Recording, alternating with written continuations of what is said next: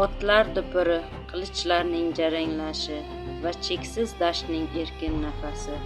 Siz hech vatanga bo'lgan sadoqat va jigarchilik mehri o'rtasidagi dahshatli tanlov qarshisida qolganmisiz?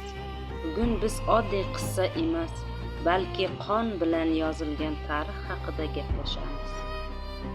Nikolay Gogolning Taras Bulba asari bu kazaklarning erkinlik uchun kurashi, mardlikning eng yuksak cho'qqisi va xiyonatning achchiq badali haqidagi doston.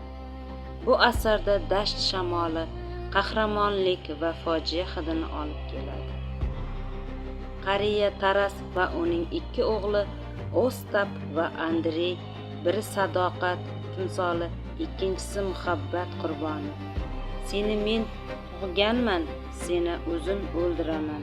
Bu so'zlar shunchaki tahdid emas, bu o'z e'tiqodi uchun kechilgan eng aziz narsaning faryodi.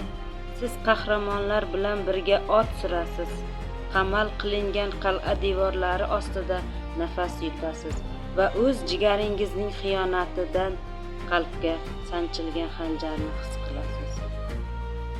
Agar siz inson irodasi qanchalik bukilmas bo'lishini, haqiqiy vatanparvarlik nimaligini bilmoqchi bo'lsangiz, Taras Bulbani albatta o'qing.